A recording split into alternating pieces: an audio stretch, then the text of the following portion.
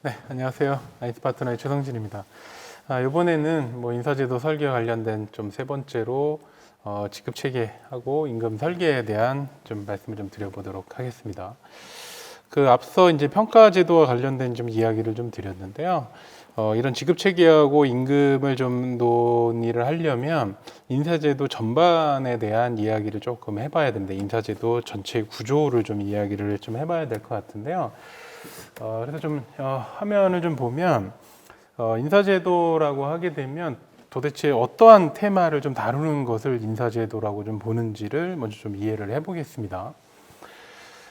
인사제도가 좀 기능한다라고 하면 통상 세 가지를 이야기를 합니다. 첫 번째는 이 첫 번째 기능 중에 하나는 인사제도는 무언가를 좀 알려주는 좀 기능이 좀 필요합니다. 그러니까 그 일하는 그 개인이 당신이 어떤 입장에서 어떤 위치에서 일을 해야 합니다라는 걸 알려주는 기능이죠. 이걸 통상 직급체계 또는 직급제도, 등급제도라고 보통 이야기를 하고요. 이렇게 이제 그 개인이 어떤 일을 해야 하는지, 어떤 위치에서 일을 해야 되는지를 알려줬다라고 하게 되면 그 내용을 확인을 해야 되겠죠. 그 위치에서 그 위치에 어울리는 그런 입장에서 일을 하고 있었는지, 그 결과로서는 충분히 공헌을 하고 있는지, 능력은 발휘하고 있는지, 이런 것들을 좀 확인하는 기능이 있습니다. 이걸 이제 통상 평가제도라고 이야기를 하죠. 이렇게 충분히 무언가를 알려주고 확인을 했다라고 하면 그 결과에 대해서 보장을 해줘야 되기 때문에 이렇게 이제 보장을 해주는 거에 대표적인 제도가 일종의 임금제도입니다. 그래서 이렇듯 이 세 가지의 제도를 좀 엮어서 인사에 좀 어떻게 보면 좀 핵심 제도라고 이야기를 하는데 기업마다는 용어는 좀 다르게 쓸 수도 있어요. 어떤 회사는 직급제도라고 표현을 하기도 하고 등급제도 또는 직무급제도 다양한 좀 표현을 하고 있습니다만 어쨌든 좀 오늘은 좀 통칭해서 이렇게 좀 뭔가를 좀 알려주는 제도를 좀 등급제도라고 좀 통칭을 해보고요. 그리고 그 결과를 보장을 하는 걸 이제 임금제도라고 좀 표현을 해서 좀 설명을 좀 드려보겠습니다. 이 전체 구조를 좀 보게 되면 이렇듯 이제 등급제도, 평가제도, 임금제도가 서로 간에 좀 연결이 되는 게 굉장히 좀 중요하겠죠. 왜냐하면 예를 들면 등급제도의 대표적인 건 일종의 좀 승진 같은 걸 텐데요. 승진을 할 때는 시간이 지나면 승진을 하게 합니다. 그런데 임금은 성과에 따라서 임금의 차이가 좀 크다라고 해볼게요.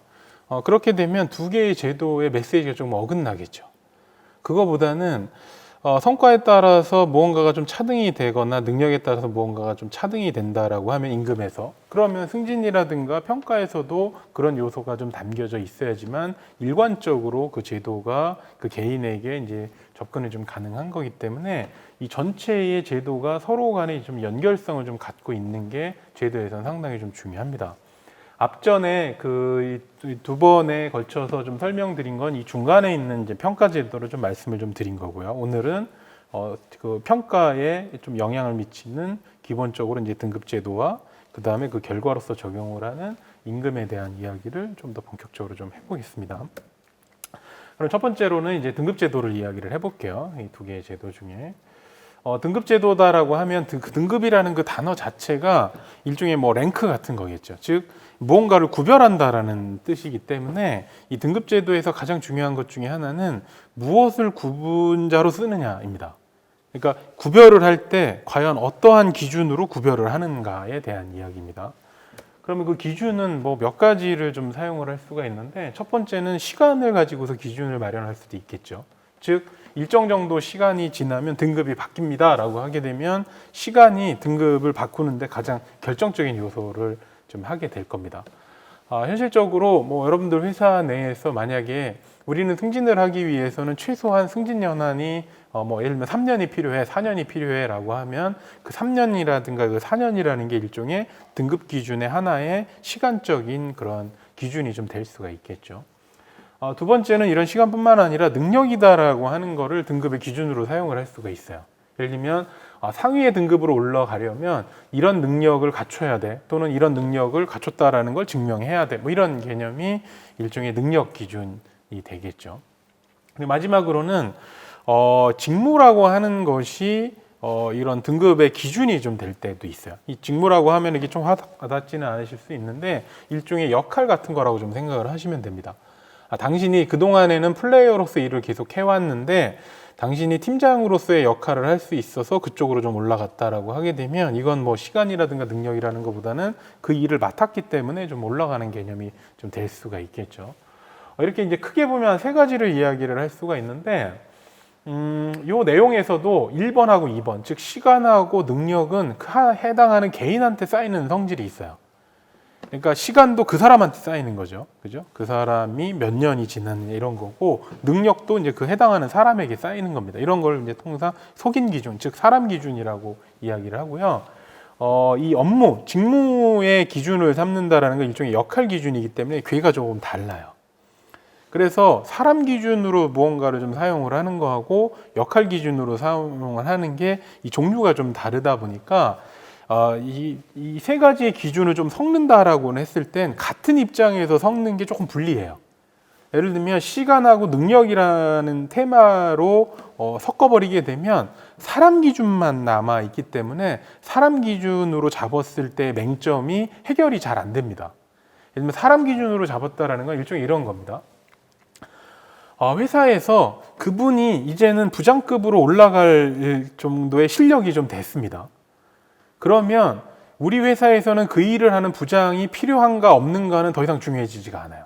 그냥 그분이 그 위치로 올라갔기 때문에 이제 직급을 올려버린 거예요. 이게 이제 사람 기준인 겁니다. 하지만 일 기준이라는 건 어떤 의미냐면 그분이 충분히 부장으로서 일을 할 수 있는 능력을 갖춰줬다라고 하더라도 우리 회사에서는 그 일에서는 부장급까지는 필요가 없어라고 하면 부장급을 만들어내지 않을 수도 있는 게 일 기준 같은 거예요. 그래서 일 기준과 사람 기준이 적절하게 좀 섞여 있는 모델이 좀 이게 좀 등급 기준에서는 좀 바람직하다라고 보는 경향이 좀 많아요. 즉 억지로 자리를 마련을 하는 것이 아니라 필요한 자리가 있을 때 그걸 마련을 하고 거기에 사람을 좀 이렇게 좀 대입을 하는 방식으로 가는 거예요. 자칫 사람 기준으로만 좀 가게 되면 어떤 현상이 발생이 되냐면요. 1인 팀장 같은 걸 많이 가속을 시켜버립니다. 그러니까 그분이 좀 팀장 정도가 될 만큼의 그런 좀 됐는데 실제로는 맡을 팀이 없어요. 그러면 그냥 팀을 하나 그냥 만들어 버린다라든가 뭐 이런 일이 이제 과거에 조금 있었는데 이거는 그냥 철저하게 사람 기준에서 등급 기준을 좀 잡았기 때문에 나타나는 맹점일 수도 있습니다. 그래서 이렇게 각각의 영역에 대한 좀 설명보다는 오늘은 좀 중점으로 좀 설명을 드리고 싶은 건 사람 기준하고 일 기준이 좀 섞이는 좀 모델이 좀 이해하기가 조금 까다롭기 때문에 그 중심으로 좀 설명을 드리겠습니다.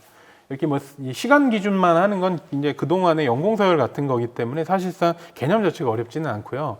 능력 기준으로 하는 것도 그냥 평가에 따라서 능력을 고려를 해서 이렇게 좀 표현을 하는 거다 보니까 그 관점 자체는 그렇게 어렵지가 않아서 오늘은 이 능력이라는 사람 기준하고 일이라고 하는 역할 기준이 좀 섞여 있는 좀 모델을 중심으로 좀 말씀을 좀 드려보도록 하겠습니다. 일단은 이제 그렇게 무언가의 기준점을 좀 잡게 되면 당연히 구분자의 프레임을 좀 잡아야 되겠죠. 그러면 기존에 이제 만약에 우리 회사에서는 사원, 대리, 과장, 차장으로 분류를 했다라고 하면 그것도 하나의 프레임을 좀 잡은 거겠죠. 다만 그동안에 이제 사원, 대리, 과장, 차장으로 좀 잡았었던 프레임에서는 통상 직무 구분을 안 한 경우가 많아요. 그냥 통칭을 하는 거죠. 그분이 영업직이 됐든 아니면 개발직이 됐던 그냥 통칭을 해서 그냥 우리 회사는 사원, 대리, 과장, 차장이다라고 하면 사실은 1차원으로 그냥 구성을 한 거겠죠. 하지만 역할이라는 개념을 좀 도입을 하게 되면 이렇게 단일 체계로서는 좀 이렇게 운영이 좀 까다롭습니다. 그러다 보니까 약간의 평면 구조를 좀 만들어내려고 합니다. 여기 화면에 보시는 것처럼 일의 특징을 가지고서 이제 직무 구분을 하고 그 직무마다로 계층을 좀 구분을 해서 어떤 좀 일적인 관점하고 능력적인 관점을 좀 섞으려는 좀 노력 등을 좀 많이 진행을 합니다. 그러면 이런 이제 직무 프레임, 즉 이제 등급 프레임을 좀 만드는 작업이 좀 필요한데 이 등급 프레임을 좀 만든다라는 건 그냥 유행에 따른다라기보다는 이 테마도 우리의 업의 경쟁력이라든가 우리의 과제를 해결하는 방향으로 잡아나가는 게 좋습니다. 예를 들면 똑같은 전산과 관련된 업무를 한다라고 하더라도요. 그 전산 업무가 일반적인 그냥 스텝이에요. 그냥 총무팀 안에 있는 전산을 관리하는 영역이다라고 하게 되면 경영지원이라는 큰 카테고리 안에 들어가는 직무로 볼 수도 있겠죠. 그런데 똑같은 전산 업무를 좀 진행을 하는데 이분은 프로그래머로서 실제 그런 일종의 그런 IT 기업에서 어떤 개발을 담당을 하고 있다라고 하게 되면 이분은 실제로 다루는 거는 프로그램을 다룬다라는 거는 그냥 전자의 회사랑 후자의 회사가 같지만 개발로서는 오히려 외부 고객이랑 접점해서 일을 하는 형태가 될 거고요.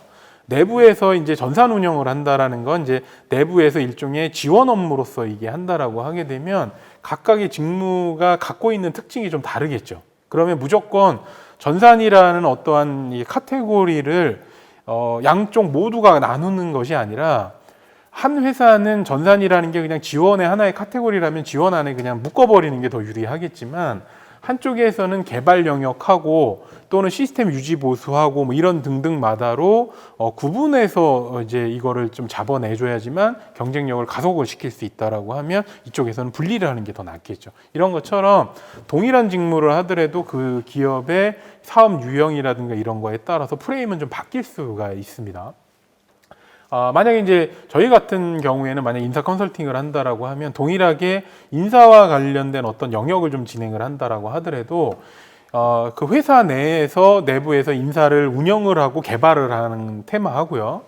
외부에서 고객을 대상으로 해서 개발을 하는 업무가 지식의 필요성이라든가 이런 것들은 비슷하겠지만 입장이 다르고 업의 형태가 좀 다르다라고 하면 그걸 분리하는 기준도 다를 수밖에 없는 거기 때문에 그러한 면을 이런 등급 프레임 설계에는 충분히 좀 담아내야 됩니다. 결국엔 우리 업에서의 경쟁력을 무엇으로 볼 것인 거고 핵심 직무라든가 이런 쪽은 어느 영역으로 봐서 조금 더 디테일하게 분류를 할 것인지 통합을 할 것인지 뭐 이런 것들을 논의를 해야 되는 게 이런 좀 프레임 설계라고 이해를 해주시면 좋을 것 같습니다. 그래서 그런 내용을 요 좀 장표에서는 조금 더 이렇게 좀 다양하게 좀 표현을 한 겁니다. 그래서 여기 코어 시점이다라고 하는 형태가 이 직군을 좀 분류를 할 때 전략도 구성을 해야 되고 내부의 이제 업무 흐름에 따른 밸류체인 같은 것도 고민을 하고 업무 특성도 고려를 해야 되고 다양한 관점에서 좀 고려를 해야지만 조금 더 좋은 등급 프레임이 좀 나온다라고 이해를 해주시면 좋을 것 같습니다. 예시입니다. 이건 어떤 한 회사에서 이제 내부의 직무고들을 쭉 나열을 한 거예요. 그래서 많은 기업이 이제 보통 이제 사업부 형태의 조직보다는 이제 기능 형태의 조직이 좀 많다 보니까 하나의 팀이 하나의 직무군일 때가 좀 많기는 합니다만 사실상 또 그렇지 않은 경우도 좀 있다 보니까 팀으로 묶는다라는 개념보다는 팀 안에 속해 있는 실제로 일, 그러니까 직무를 좀 기준으로 해서 직무의 특성 유형별로 어떤 군을 형성을 하는 게 매우 중요합니다. 이것도 이제 지금 하나의 그냥 예시이지 여기 좀 나와 있던 이 모델이 무조건 바람직하다라는 개념이 아니고요. 우리의 특징으로 좀 봤을 때는 이 해당 회사는 특히 이제 지원 영역하고 기술 서비스하는 영역하고 영업 영역, 그다음에 연구 개발 영역이라는 걸로 묶어서 현상에 있는 모든 직무군이 이 안에 수습이 되고 있는지 뭐 이런 것들을 고려해서 이제 구성을 한 하나의 예시라고 좀 보시면 좋을 것 같습니다. 이렇게 이제 프레임을 좀 설계를 한 이후에는 그 프레임을 설계를 했었던 이유를 증명을 해야 되잖아요. 그러면 예를 들어서 영업이라는 직무군하고 개발이라는 직무군을 분리를 했다라고 하면 영업 직무군하고 개발 직무군은 특징에서 무엇이 차이가 나야 되는지를 정의를 내려놔야지만 그 역할이 좀 더 분명해지겠죠. 조금 더 엄밀하게 이야기를 하면 종류만 구분을 하는 것이 아니라 계층을 구분을 하는 게 훨씬 더 중요합니다. 즉 예를 들면 자 지금까지 우리 회사에서는 영업을 하고 있는 대리님하고 영업을 하고 있는 과장님하고 도대체 뭐가 차이가 나라고 했을 때 답변을 할 수 없었다라고 하면 바뀐 제도에선 그거를 설명할 수 있어야 돼요. 지금 바뀐 제도에서 우리가 좀 구성을 해보니까 영업 직무군 안에서는 주니어 레벨이 있고 시니어 레벨이 있다라고 하면 우리 회사에서 영업 직무군에 있는 주니어 레벨과 시니어 레벨은 무엇이 차이가 나야 됩니다라는 걸 정확하게 역할을 명시를 해줘야 돼요. 그럼 그 역할을 표현을 하는 거에는 다양한 요소가 담길 수가 있겠죠. 그 역할 표현을 하기 위해서는 결과적으로 어떤 거를 책임져야 돼라는 것도 좀 답변을 할 수도 있고요. 사고방식이라든가 시야의 차이는 어떤 게 있어야 돼라는 것도 있을 수도 있고요. 그죠? 성과를 낼 때 어떤 난이도가 다른 것인지 뭐 기타 등등 여러 가지 요소를 포함을 할 수도 있기 때문에 그런 테마가 정형화되어 있는 건 없어요. 그래서 오히려 그냥 우리 특징에 맞춰서 카테고리를 어떻게 분리를 한 다음에 그거에 따라서 차이점을 이렇게 명시를 하는 게 좀 바람직하겠죠. 예시를 좀 보여드리면 이거 실제 회사 거라서 약간 뭐 그 좀 가리긴 했습니다만 이 좀 그 카테고리를 좀 보게 되면 이 해당하는 회사는 이제 정확하게 이러한 역할을 좀 정리를 하기 위해서 업무 영역적인 거에서는 사고방식이라든가 실행면은 어떠한지, 성과 책임은 어떤 걸 책임을 져야 되는지, 재량면에서는 어떠해야 되는지, 그리고 이제 대인 관계적인 측면에서는 대인 관계의 커뮤니케이션이라든가 또는 육성 테마는 뭐가 좀 차이가 나야 되는지 아닌지, 지식이라든가 스킬 같은 경우에는 어느 정도 레벨이 요구가 되는지 등등을 좀 명기한 예시 같은 겁니다. 다만 이러한 역할 정의는 오래 쓸 수 있어야 되거든요. 그냥 당해년도에 만들어서 당해년도에만 쓰고 다음 년도에는 쓸 수 없다라고 하면 에너지 대비 이게 효용성이 너무 떨어지는 거기 때문에 최소한 이러한 좀 재료가 최소한 5년, 10년 정도는 영위할 수 있게끔 좀 써야 되기 때문에 일부분의 추상성은 어쩔 수가 없습니다. 그래서 정확하게 이야기를 하면 직무 명세로서 정확하게 어떤 일을 해야 되는지를 모든 것을 담겠다라는 것보다는 그 위치에서 그러한 일을 했을 때는 내가 어느 정도의 역할을 해야 되는지를 이미지를 좀 잡게 하는 용도로서 이러한 좀 작업을 한다라고 좀 생각을 해주시면 좋을 것 같아요. 이런 역할 정의를 좀 명확하게 하면 활용도가 상당히 좀 높은데요. 일단은 승진이라든가 이런 거를 할 때 암묵적인 기준이 좀 될 수도 있어요. 이거 하나하나를 뭐 평가 항목으로 구성을 하지는 않겠습니다만 최종적으로 이분을 승진할 것인가 말 것인가를 따졌을 때 이분이 승진을 하면 이런 역할을 해야 되는데 여기 써 있는 문구로 봤을 때는 실제 이분은 이 정도까지는 할 수가 없을 것 같아 라든가 이런 것들을 판단하는 용도로도 좀 쓸 수가 있을 거고요. 또 하나는 이제 채용이라든가 이런 거를 할 때 채용 공고 등에서도 이러한 좀 역할 정의는 충분히 좀 활용이 좀 가능합니다. 좋습니다.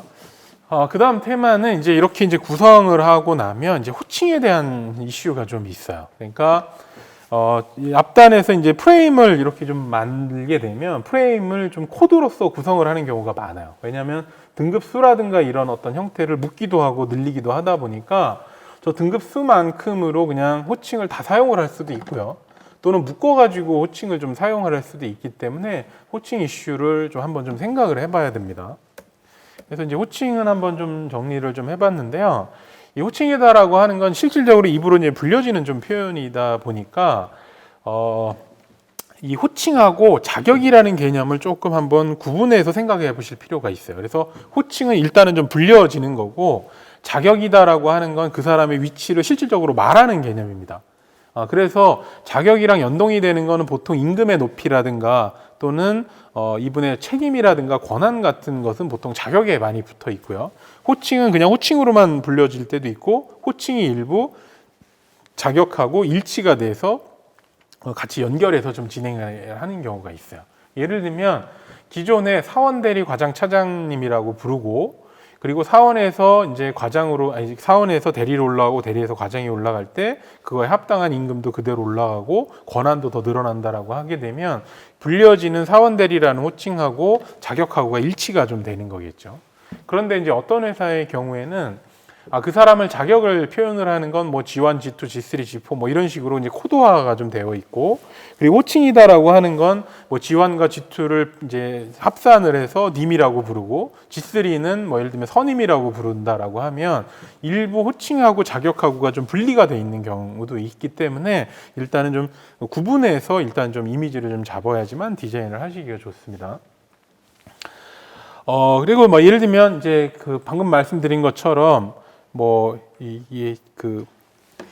이 자격이다라고 하는 어떤 테마는 일종의 그 등급의 성격을 좀 가지고 있어요. 즉 자격이라는 것 자체가 등급이 변화되는 그런 기준이라든가 이런 걸 좀 담는 거다 보니까 우리가 그 자격을 변화를 시킬 때 어떤 기준으로 자격을 변화를 시키느냐가 굉장히 좀 중요합니다. 예를 들면 G1에서 G2로 좀 갈 때에 실력, 즉 능력을 중심으로 옮겨가게 하는 것인지 아니면 역할을 중심이라든로 이제 올리는 것인지 또는 시간에 따라서 좀 올리는 것인지에 따라서 그 제도의 성격이 이제 밝혀지게 되는 거죠. 그래서 시간에 따라서 뭐 이렇게 옮겨가는 그 자격이 변화하는 거다라고 하게 되면 뭐 그런 제도를 보통 뭐 연공서열 제도라고 보통 이야기를 하는 거고 능력에 따라서 그걸 변화를 하는 걸 보통 뭐 직능 제도라든가 뭐 이런 식으로 이제 표현을 하는 겁니다. 그리고 호칭이다라고 하는 거는 이 풍토에 사실상 영향을 많이 줘요. 이제 입 밖으로 내뱉는 어떤 좀 단어다 보니까 호칭이 이제 그 위아래가 굉장히 좀 명쾌하게 좀 잡는다라고 하는 거는 말 그대로 일종의 하이라키를 명확하게 하는 거잖아요. 즉 위계를 명확하게 좀 하는 개념이다 보니까 호칭이 이제 철저하게 구분이 되는 회사 같은 경우에는 일사불란한 어떤 풍토라든가 이런 것들을 많이 요구하는 거죠. 스피드감 있게 뭔가를 하겠다라든가 뭔가 이렇게 좀 결속을 좀 중심으로 해서 굉장히 좀 단단한 조직으로 좀 구성을 하겠다라는 거는 이제 호칭을 정확하게 분리를 하는 게 유리할 거고요. 또는 우리가 좀 추구하는 문화는 이렇게 좀 플랫한 문화, 뭔가 좀 수평적인 문화를 추구를 한다라고 하면 호칭은 좀 통일하는 방향으로 가는 것이 그런 것들을 좀 꾀하기에는 더 유리할 겁니다. 일단 최근에는 어쨌든 좀 유행처럼 호칭을 좀 통일하는 이슈가 좀 많기 때문에 호칭 통일도 뚜렷한 목적을 좀 기반으로 해서 추진을 하지 않으면 중간에 흐지부지 될 확률이 좀 상당히 높고요. 이렇게 이제 중간에 흐지부지 되는 제도가 좀 많게 되면 인사로서도 이제 신뢰를 좀 많이 잃기 때문에 그런 것들은 좀 신중하게 처리를 하시는 게 좋습니다. 좀 참고로 호칭을 좀 통일하는 좀 기업들 중에서 좀 성공하는 기업하고 좀 실패하는 기업이 있기 때문에 그거 좀 간단하게만 좀 가이드를 좀 드리면 뚜렷하게 우리가 이제 호칭을 좀 통일을 하겠다라고 하게 되면 일단은 목적을 분명하게 해야 돼요. 왜 우리가 호칭을 통일할 필요가 있는가? 그죠? 그냥 단순하게 우리가 유행이기 때문에 그걸 쫓아가겠다라고 하면 이건 실패 확률이 굉장히 좀 높고 아까도 말씀드린 것처럼 호칭은 문화 풍토하고 연결이 좀 많이 돼 있다 보니까 왜 그런 문화 풍토가 필요한가로 좀 접근을 하셔야 돼요. 즉 플랫한 문화, 뭔가 수평적인 문화를 지향을 한다라는 거기 때문에 왜 우리가 그러한 수평적인 문화가 필요한가라는 거를 따져봐야 됩니다. 그리고 그게 타당하다라고 하면 이건 당연히 진행을 해볼 만한 거겠죠. 또 하나는 이걸 이제 확정을 했습니다. 그래서 목적도 좀 세웠고, 그래서 호칭을 통일하기로 했다라고 하면 당연히 감수할 부분들을 좀 공유를 좀 해야 돼요. 그러니까 호칭을 좀 통일하면서 발생되는 문제들이 꽤 있거든요. 뭐 하나 그냥 예를 들면 영업직 같은 경우에 호칭을 좀 통일했더니 고객 쪽에서 뭔가를 좀 부리기가 어려워서 영업직만은 뭐 대리과장, 차장을 그대로 좀 쓰기로 했다라고 하게 되면 언뜻 보면 그렇게 분리해서 사용하면 되겠지라고는 하지만 실제로 그렇게 간단한 문제가 아닙니다. 왜냐하면 고객은 끊임없이 내부로도 전화를 하거든요. 그러면 내부에서의 호칭하고 외부에서 호칭이 좀 어긋나 버리게 되면 어느 순간에서는 이게 익스큐즈가 돼버리고 그렇게 되면 호칭 통일은 실제로 나타나지가 않기 때문에 충분히 좀 설득을 해서 예외 상황이라든가 이런 것들을 좀 최소화를 하는 게 이런 것들 좀 성공하는 좀 방법 중에 하나죠. 그래서 타협 안 되는 영역에 대해서는 의지를 확실하게 좀 보여가면서 추진을 좀 해야 돼요. 그래서 본래의 취지 등을 정확하게 좀 설정을 했다라고 하면 타협 없이 예외 없이 다 진행을 하는 게 좋고요. 실제로 좀 성공하는 회사를 좀 보게 되면 호칭 통일을 하겠다라면 모두 다 통일합니다. 예를 들면 뭐 직책자는 직책명 부르고 멤버들만 호칭을 좀 통일한다라든가 이렇게 되면 이미 익스큐즈가 발생이 좀 됐기 때문에 호칭 통일이 좀 잘 되기가 사실은 쉽지는 않아요. 그래서 실제 통일한 기업들을 좀 보게 되면 대표님에서부터 말단 신입 사원까지를 모두가 호칭을 좀 통일한다라든가 뭐 이런 경우가 오히려 성공의 확률은 좀 높은 것 같습니다. 그리고 이제 마지막으로 이제 디테일을 좀 챙겨야죠. 그래서 이 컨셉뿐만 아니라 여러 가지 좀 케이스마다 방법들을 만들고 현장하고 좀 공유를 하고 뭔가 이럴 경우에는 어떻게 좀 호칭을 해야 되는지 이럴 경우에도 예외 없이 해야 되는지에 대한 그런 좀 케이스들을 다 마련을 해서 충분히 이제 이야기를 해줘야지만 일단 이게 좀 다 같이 이게 익숙해지기 전까지는 어느 정도 강제력을 동원을 해서 진행을 하지 않고 만약에 그냥 현장에 맡기는 방식으로 진행을 하게 되면 실제로는 좀 성공하기가 좀 어려운 게 이런 좀 개념입니다. 좋습니다. 자, 그 다음 테마는 일단 이제 구조를 좀 만들었습니다. 그래서 등급 프레임을 좀 만들고 나면 결국에 이제 사람들을 실제로 이제 등급 안에서 이제 이동을 시켜야 되겠죠. 일종의 등급 변경을 좀 시켜야 되는데 뭐 그런 걸 보통 뭐 승진, 승급 뭐 이런 형태를 좀 표현을 하기 때문에 그냥 승진이라고 그냥 표현을 하겠습니다.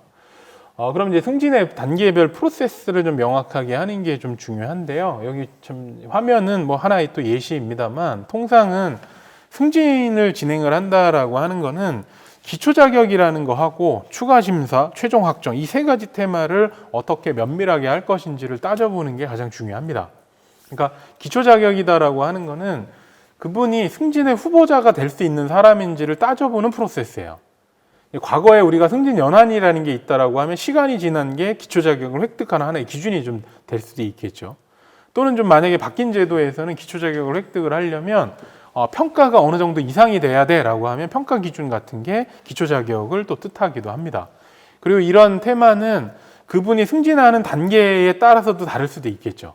예를 들면 이제 갓 들어온 신입사원이 첫 번째로 승진하는 타이밍에서는 기초 자격이라든가 추가 심사를 까다롭게 할 이유가 별로 없다라고 하면 많은 부분은 그냥 패스시킬 수도 있겠지만 조금 더 고위 직급으로 좀 올라갈 때는 상당히 좀 타이트하고 뭔가의 좀 허들을 좀 높이는 방향으로 이런 자격 조건을 좀 따질 수도 있기 때문에 그러한 내용들을 좀 디테일하게 설계를 좀 하시는 게 중요합니다.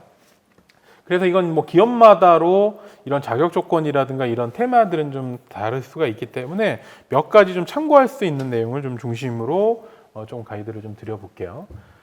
하나의 좀 요 내용은 실제 이제 어떤 기업에서 한 4개의 이제 승진 단계가 있다라고 해볼게요. 그래서 여기 보면 G1, G2, G3, G4로 이제 올라갈 때 일종의 이 해당 회사는 평가를 누적을 시켜서 그 점수를 누적을 시켜가지고 해당하는 점수를 획득을 했을 때 평가의 기초 자격, 아니 그 승진의 기초 자격이 형성되는 방향으로 설계했던 예시 같은 겁니다.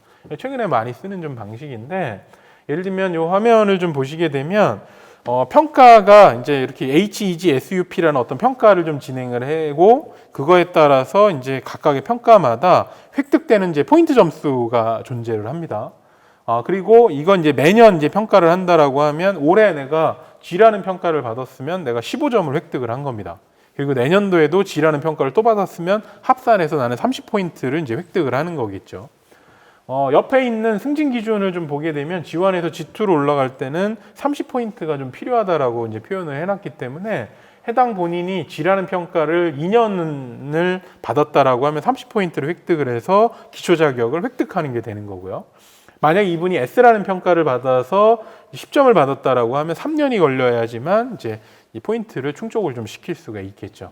그렇기 때문에 높은 평가를 좀 자주 받았다라고 하면 승진 속도가 좀 기초 자격 입장에서는 좀 빠를 수가 있는 거고 엄밀하게는 좀 제일 낮은 평가를 받게 되면 포인트를 오히려 회수당하기 때문에 이론적으로는 뭐 승진이 실제로는 좀 어려울 수도 있겠죠. 뭐 이런 등등도 활용을 할 수가 있습니다. 그리고 그렇게 이제 기초 자격을 디자인을 한 다음에 이제 추가 심사도 이제 진행을 할 수가 있는데 추가 심사는 아까도 말씀드린 것처럼 단계마다로 요청되는 게 좀 다를 수도 있겠죠. 이 해당 회사에서는 G2에서 G3로 갈 때의 액션 러닝 심사라는 추가 심사가 여기 좀 표현이 좀 되어 있는데 여기서 표현된 액션 러닝이라는 건 또 좀 최근에 또 많이 좀 진행을 하는 어떤 좀 심사 방식인데 일종의 뭐 이런 겁니다. 해당하는 좀 직급으로 올라가기 위해서는 좀 별도의 과제를 이렇게 좀 줍니다. 해당하는 후보자에게요. 그리고 해당하는 후보자가 그 과제를 해결을 해봐요.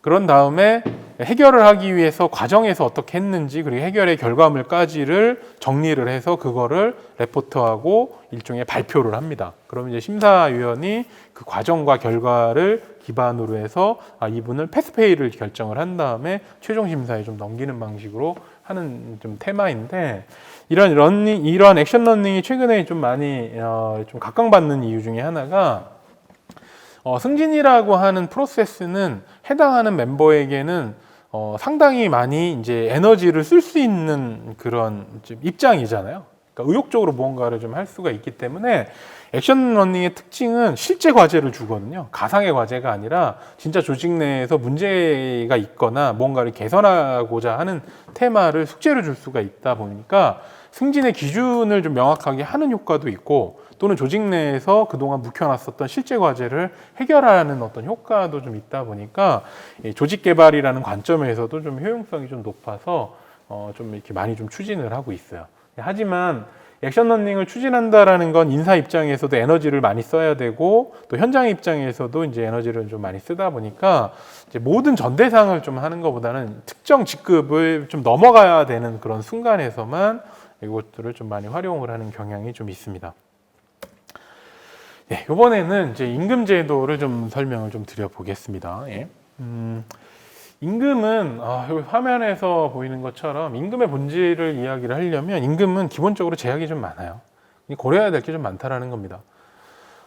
좀 엄밀하게 이야기를 하면 뭐 평가제도 같은 경우에는 없는 상황에서 그냥 새롭게 만들 수도 있지만 임금은 그럴 수가 없거든요. 그동안에 이제 지급받아왔던 어떤 패턴에서 무언가를 좀 개선하고 개혁하는 게 임금의 좀 특징이다 보니까 임금은 기존에 이제 그 지급받았었던 어떤 구조에서 무언가를 변경을 했을 때 그 변경했던 어떤 방식 자체가 개개인의 구성원에게 불이익한 형태로 변경이 되게 되면 반드시 밟아야 되는 절차 같은 것들이 있어요. 그러니까 그런 이제 법적 관점에서도 상당히 좀 제약이 좀 많은 상황입니다. 그냥 설계하고 싶다라고 해서 무조건 적용할 수 있지가 않습니다.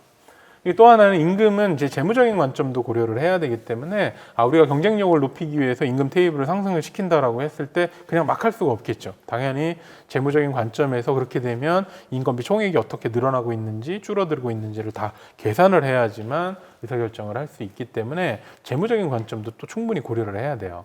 그리고 마지막으로는 직원 입장에서는 뭐 여러 가지가 있겠지만 그래도 직원의 어떤 동기라든가 이런 어떤 형태에 임금이 미치는 영향은 아무래도 굉장히 좀 높다라고 하겠죠. 그죠? 그분에게는 개인 입장에서는 임금은 그 사람의 생활이자 어떻게 보면 좀 생존의 문제도 같이 연결이 좀 되고 있다 보니까 굉장히 좀 민감합니다.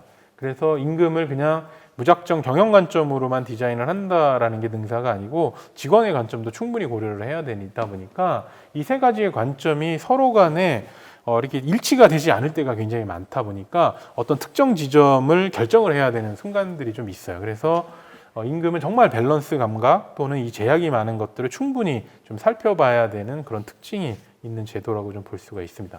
이런 상황에서도 임금은 직원에게 미치는 영향이 굉장히 좀 많다라고 했잖아요. 그러면 임금을 지급하는 이유가 뚜렷해야 돼요. 임금을 어떤 방식으로 지급하느냐에 따라서 임금이 직원들에게 전달하는 메시지는 바뀔 수가 있거든요. 예를 들어서 우리 회사는 임금을 지급을 할 때 시간이 지나면 무조건 임금이 올라가. 호봉 형태로요. 그렇다라고 하면 그 호봉제가 직원들에게 전달하는 메시지는 오래오래 버티고 오래오래 회사를 다녀주세요라는 메시지겠죠. 그죠? 그런데 만약에 그 메시지가 우리 회사에게 합당한 메시지다라면 그 제도는 좋은 제도가 되겠지만 우리가 원하는 메시지는 그게 아니고 직원들이 좀 느껴줬으면 하는 건 충분히 좀 공헌도 좀 하고 능력을 좀 발휘를 해서 더 큰 역할을 했을 때 좀 임금이 올랐으면 좋겠다라고 하면 그 메시지는 좀 어울리지 않는 거잖아요. 그러니까 우리 회사에 맞는 메시지를 구성을 하고 그 메시지가 우리의 제도에 충분히 반영이 되고 있는지를 좀 살펴보는 게 좋은 임금 제도라고 좀 할 수가 있어요.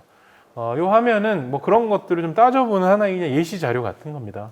예를 들면 예시 위에 첫 번째 거를 좀 보면 우리가 이제 임금의 대가를 구분을 할 때 현재 기준에서 그 사람의 실력하고 역할을 기본급에다가 충분히 반영을 하고 그리고 그 사람의 어떤 실적이라는 어떤 형태를 실적급에다가 좀 반영을 좀 뚜렷하게 하겠다라고 하게 되면 이 뜻은 말 그대로 능력 발휘를 해달라 또는 더 큰 역할을 좀 해줬으면 한다. 조직에 충분히 공헌을 좀 해달라라는 메시지가 임금을 토대로 해서 전달이 좀 되는 거겠죠. 근데 아래처럼 실제로 이제 과거의 대가로서 기본급이라든가 이런 게 그 사람이 얼마만큼 회사를 좀 다녔는지에 대한 근속이라든가 실적급도 이제 근속의 영향을 좀 많이 받고 기본급은 그 사람이 근속하고 직급 정도에만 영향을 좀 받고 있다라고 하게 되면 이 형태로 구현이 됐다라고 하면 임금이 전달하는 메시지는 일단 좀 승진을 해야 됩니다. 그리고 오래오래 회사를 좀 다녀야지 임금은 올라갑니다라는 좀 메시지이기 때문에 이런 좀 메시지를 처음에 좀 잡아서 구현을 하는 요소가 임금에서는 기초다라고 좀 보시면 좋을 것 같습니다. 그런데 거의 저희가 많은 회사를 좀 디자인을 하다 보면 아래의 컨셉으로 디자인을 요구하는 경우는 거의 드물어요. 실제로는 대부분 위쪽 영역이죠. 그래서 과거 영역보다는 최대한 현재 영역을 좀 중심으로 그 사람의 실력과 그 사람의 일의 역할, 그 다음에 공헌 등이 임금에 반영이 되기를 대부분의 인사라든가 경영 입장에서는 좀 바라는 게 기본인 것 같습니다.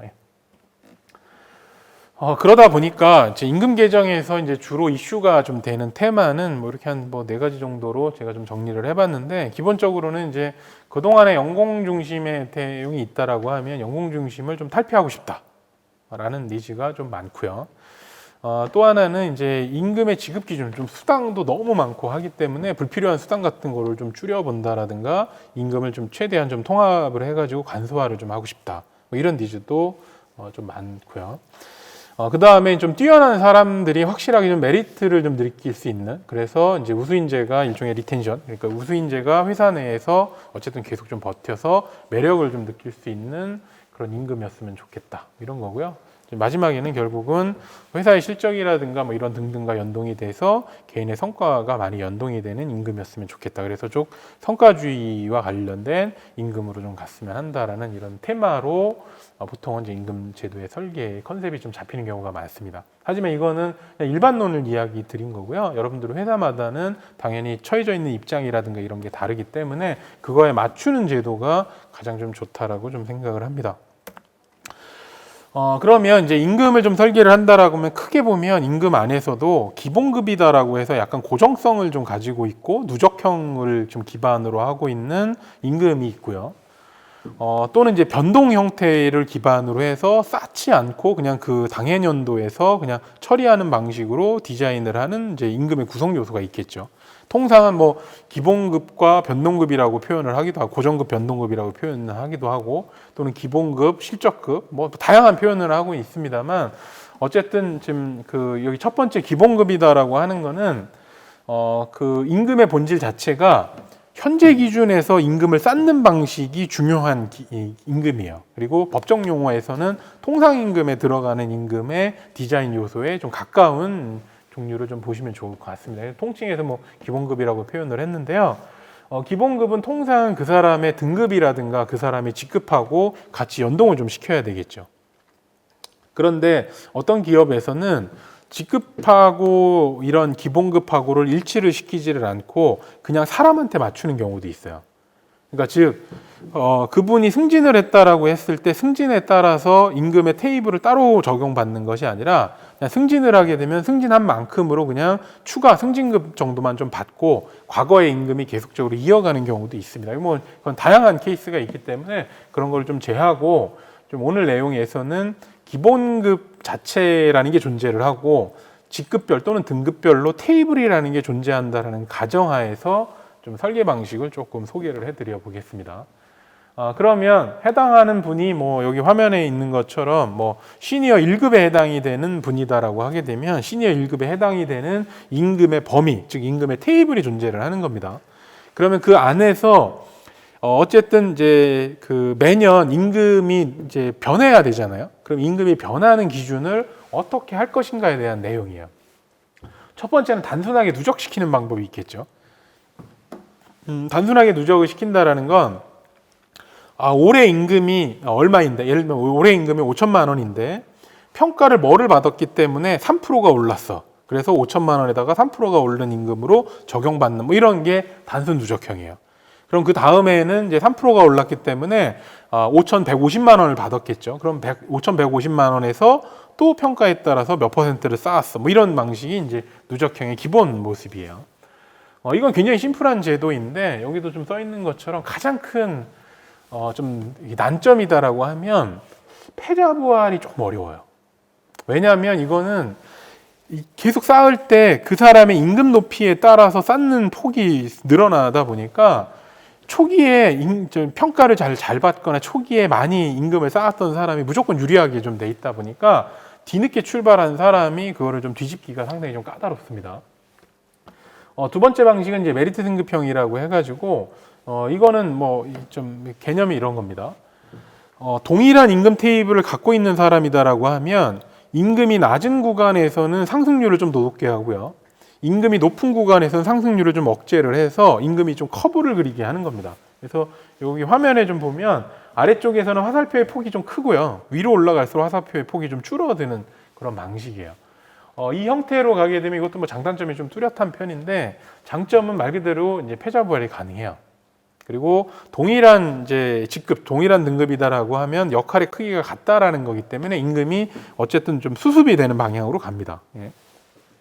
근데 단점이다라고 하게 되면 만약에 내부의 고성과자들은 빨리 승진을 하고 상단에 많이 머무른다라고 하면 오히려 고성과자가 좀 그 때에 따라서는 이제 불이익을 당하는 이미지 같은 게 좀 형성이 좀 될 수가 있어서 우리가 직급에 오래 머무는 사람의 유형이 고성과자군이 좀 많은지 아니면 저성과자로서 오래된 분들이 많은지에 따라서 요거의 좀 선택 방향은 좀 결정을 하시는 게 좋습니다. 그리고 마지막에 있는 교체형은 굉장히 좀 과격한 방법입니다. 그래서 이건 어떤 거냐면 예를 들면 해당하는 시니어 1급에 해당하는 임금을 정확하게 그냥 다 구성을 한 다음에 그 기간 그 등급에 있을 때는 평가가 높으면 임금이 확 올랐다가 평가가 떨어지게 되면 임금이 그냥 그대로 내려가기도 하는 구조예요. 말 그대로 이제 임금이 교체된다라는 건데 성과주의를 가속할 때는 이게 좀 효과를 좀 볼 수는 있지만 이게 이제 고성과자들에게 상당히 불안감을 주는 제도예요. 예를 들면 내가 올해 높은 평가를 받아서 일을 좀 잘해서 임금이 좀 높았는데 내년에는 작년까지만은 아니더라도 그래도 성과가 괜찮았어라고 해도 임금이 깎여버려요. 왜냐하면 전년도에 워낙에 높은 평가를 받았기 때문에. 이러면 오히려 고성과자군에서 이것도 좀 불만이 좀 많고 아직은 우리 정서에서는 조금 거부감이 좀 큰 특징이 좀 있습니다.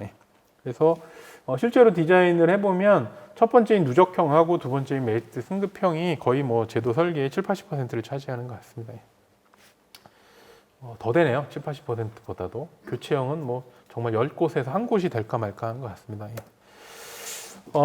여기서 이제 메리트 승급형을 조금 더 좀 표현을 해보면 여기 화면에 있는 것처럼 이 노란색에 있는 이 퍼센트율이 실제로 구현하는 하나의 예시 같은 거예요. 그러면 평가가 HG, SUP라고 해서 H가 높은 평가고 P가 낮은 평가입니다. 그런 상황에서 동일한 평가를 받았는데요. E라는 평가를 보면요.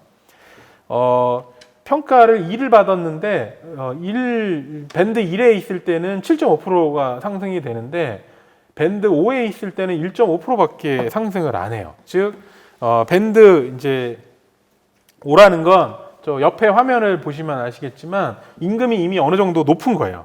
그런 상황에서는 임금의 상승률을 최대한으로 좀 억제를 하고 임금의 초기값, 임금의 시작점에서는 상승률을 좀 빨리 해서 이 임금의 이런 좀 이 커브를 좀 만들어내는 방식입니다. 예.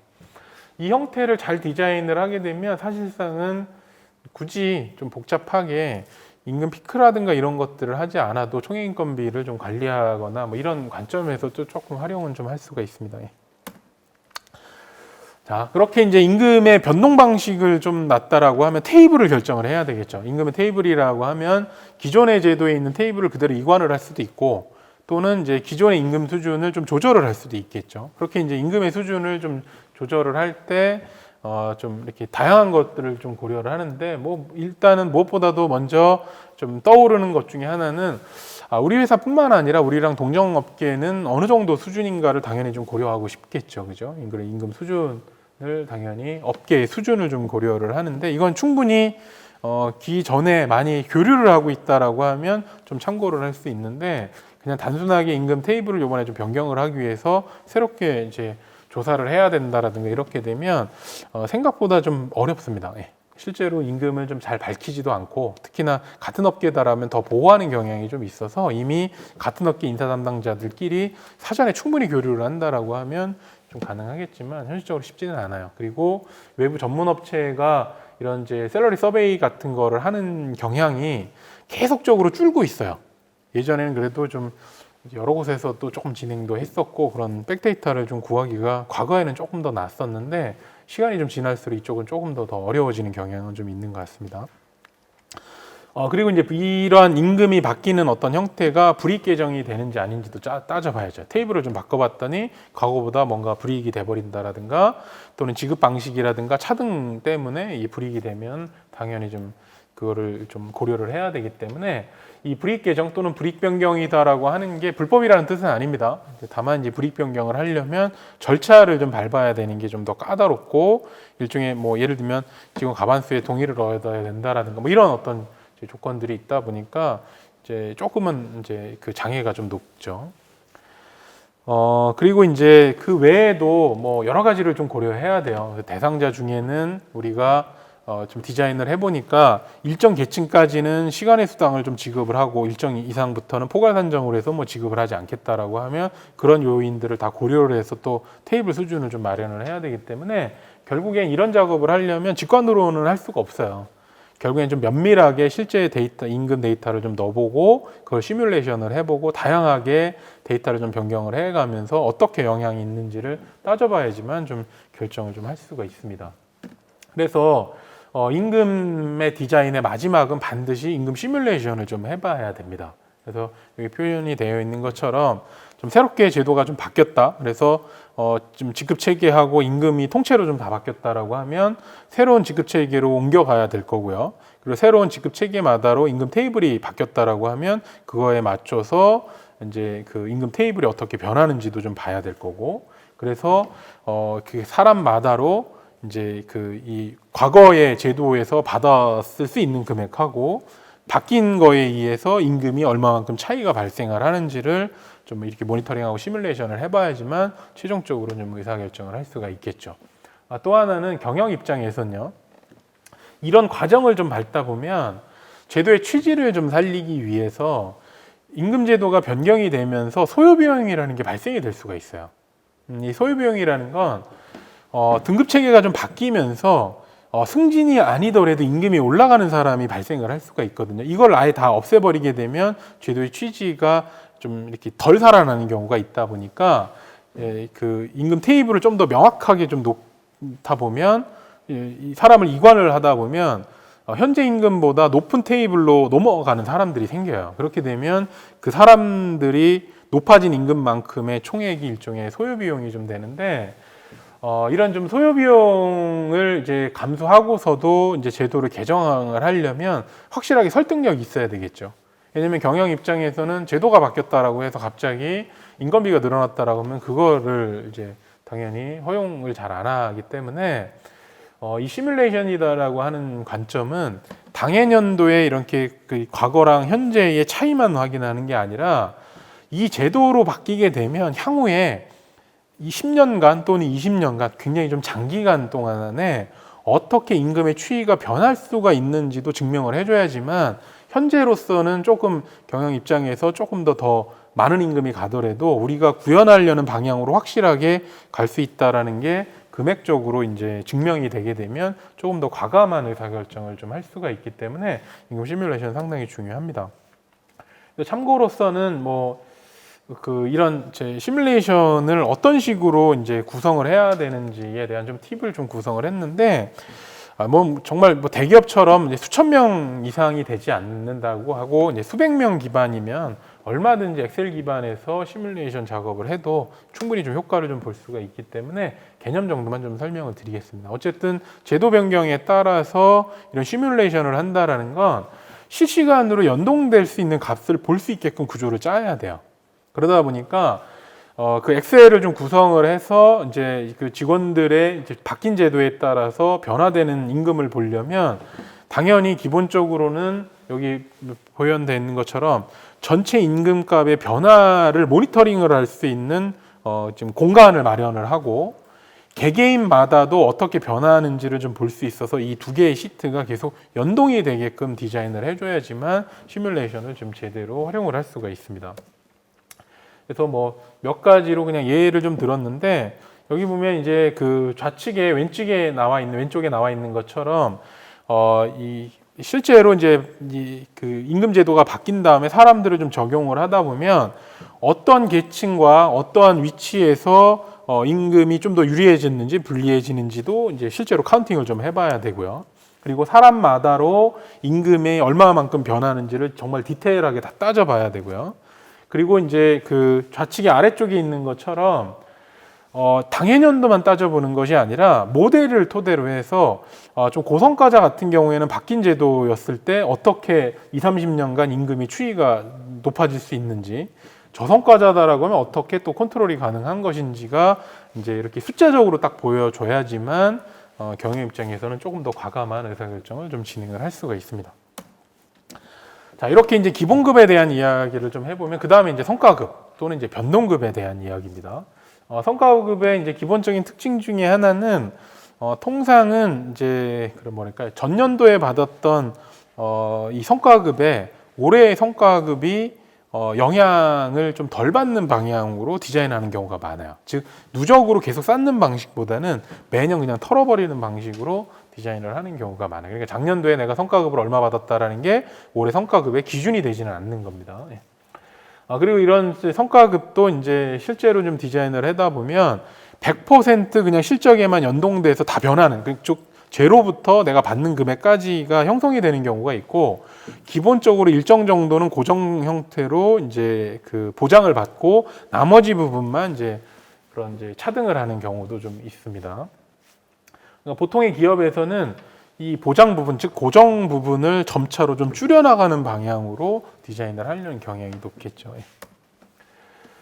그리고 이런 성과급에서는 이제 당해년도에 예산을 중심으로 해서 이제 배분하는 방식으로도 많이 접근을 하다 보니까 이 성과급의 예산을 뭘 기준으로 이제 산정을 할 것인가가 또 중요해지는 기업들이 있습니다. 뭐 대표적으로는 매출이라든가 이익 기준으로 하고 있는데, 조금 더 이제 그런 뭐 원가라든가 이런 재무 상황에 대한 이제 그런 계산 방식이 좀 발달된 곳에서는 단순하게 이제 매출 이익을 좀 넘어서 뭐죠? 그 뭐 에바라고 하죠. 에바 에비타처럼 이제 특별한 어떤 이제 경제 지표를 활용을 해가지고 재무 지표를 활용을 해서 진행을 하는 경우도 있습니다. 근데 직원들의 입장에서는 직관적인 건 매출액이 가장 직관적이죠.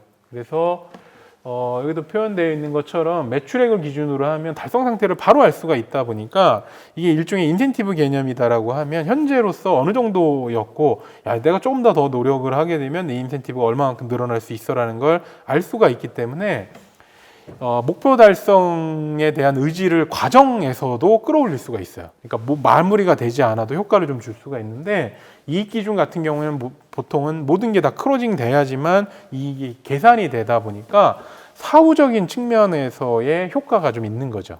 그러니까 진행 과정에서 내가 조금 더라는 관점은 이익 기준에는 잘 안 보이다 보니까 그런 게 중요하면 이제 매출 기준으로 조금 가는 게 낫고, 조금 더 재무적인 것들을 명확하게 해야 될 때는 이익 기준 같은 것들로 잘 가시는 게 좋겠죠.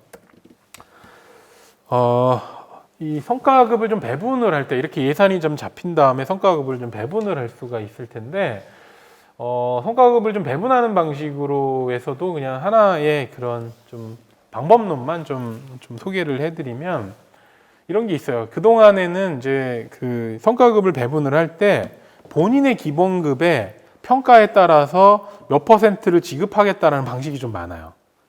그러니까 요번에 이제 회사 성과도 좋고 당신도 좋았기 때문에 당신은 요번에 좀 성과급은 150%를 지급을 하겠습니다라고 하면 월 기본급에 뭐 150%를 지급을 하는 거고, 평가가 좀 나빴다라면 뭐 100%를 지급, 이런 방식이 이제 좀 많죠. 이 방식의 좀 그 단점이다라고 하게 되면 예산을 정확하게 컨트롤하기 어려워요. 역산을 계속 해줘야 되거든요. 그러다 보니까 그 개인한테 지급을 할 때 당신이 이번에 기본급의 135.6% 이렇게 지급을 못 하거든요. 그러다 보니까 좀 딱 떨어지는 숫자로 이제 기업은 지급을 하고 싶어 하다 보니까 이렇게 150%다, 170%다 이렇게 되면 우리가 이제 잡았던 예산보다 당연히 초과할 수도 있고, 예산보다 또 오히려 좀 남아버릴 수도 있어서 뭐 이게 수학적으로 봤을 때는 이렇게 딱딱 떨어지지는 않거든요. 그러다 보니까 여러 차례 시뮬레이션에서 이제 비슷한 값을 좀 찾아버리는 방식으로 또 진행을 해줘야 되고, 기본적으로 절대평가를 좀 기반으로 해서 배분하는 방식에는 또 잘 안 어울려요.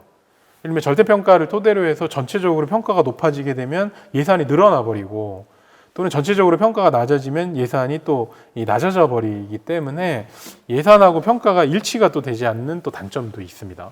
그래서 좀 쓰는 방법 중에 하나는, 이걸 뭐 매트릭스 방법이라고도 이야기를 하는데, 화면에 나와 있는 것처럼 뭐 가상으로요, 평가가 SAB만 있다라고 하고 이제 차장 그다음에 과장 대리만 있다라고 해보겠습니다. 그러면 저희 화면에 나와 있는 것처럼 지수표를 만들어요. 이 지수표라는 게 예를 들면 차장에서 A를 받으면 2.0에 해당하는 이제 금액을 받아간다라는 거고, 대리가 A를 받으면 1.0에 해당하는 금액을 받아간다라는 뜻인 겁니다. 그러면 이제 실제 사람들을 좀 대입을 해봤을 때 회사에 뭐 김 차장, 최 과장, 김 대리가 있어서 각각의 평가를 받았다라고 해볼게요. 그러면 본인의 지수를 이제 합산을 합니다. 그래서 합산을 해봤더니 한 4.5가 나왔어요. 그럼 그 4.5랑 우리가 예산으로 잡았던 450만 원이랑 나눠버리게 되면 1.0에 해당이 되는 금액이 산출이 되겠죠. 그럼 그 금액을 해당하는 사람의 지수에다가 넣어주게 되면 나중에 다 계산을 해보면 제로로 딱 떨어져요.